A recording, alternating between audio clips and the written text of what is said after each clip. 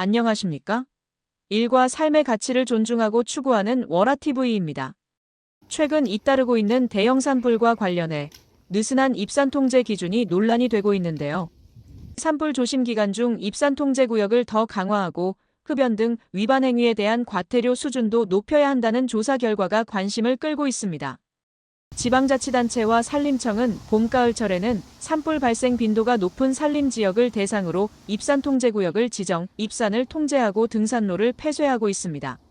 국민권익위원회 설문조사에 따르면 응답자 중 85.1%가 입산통제 제도에 대해 알고 있다고 답했습니다. 하지만 이들 중 63.9%는 입산통제 관련 정보를 확인해 본 적은 없다고 답했습니다.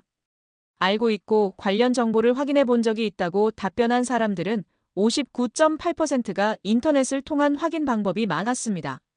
산불 조심 기간 중 전체 산림 면적의 30%까지 지정할 수 있는 입산 통제 구역에 대해 절대 다수인 88.6%가 지금보다 확대해야 한다고 답했습니다. 또 현행 산림보호법령상 성묘나 분묘 설치를 목적으로 하는 경우에는 입산 통제 구역이라고 하더라도 허가 없이 입산을 허용하고 있는데요. 이에 대해서도 응답자의 80.6%는 성묘 목적의 입산도 입산통제구역이라면 입산 허가를 받도록 해야 한다고 답했습니다.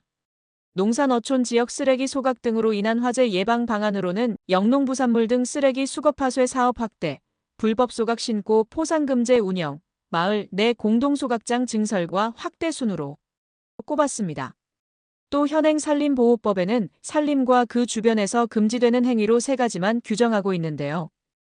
이 외에 금지 행위를 추가로 규정할 필요가 있는지에 대한 질문에 용접기 예초기 등 전기기계 장비 사용 시 입산 전 신고 의무 부여, 자연 발화 가능성이 있는 유리병 등 집광물질 투기 금지, 산림 주변에 장시간 차량 공회전 금지 등의 의견이 많았습니다. 현재 금지되고 있는 행위는 불을 피우거나 불을 가지고 들어가는 행위, 담배를 피우거나 담배꽁초를 버리는 행위, 풍등 등 소형 열기구를 날리는 행위 등 3가지입니다. 산림에서 금지되는 행위를 하는 경우 부과하는 과태료를 올려야 한다는 의견도 84.8%나 됐습니다.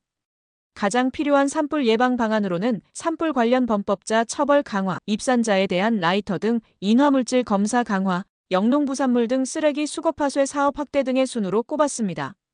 이 밖에 자유로운 의견 중에는 마을 내 공동소각장 증설과 확대, 사유지내, 임도, 확충 국가지원, 산중턱 및 고지대 곳곳에 이동형 저수조 설치, 키오스크 QR코드 등을 활용한 입산허가, 간소화, 침엽수와 화렵수가 어우러진 혼효림 조성 등이 있었습니다. 이번 조사는 지난 4월 8일부터 21일까지 구조화된 설문으로 진행됐으며 응답자는 3,206명입니다. 지금까지 월화TV였습니다.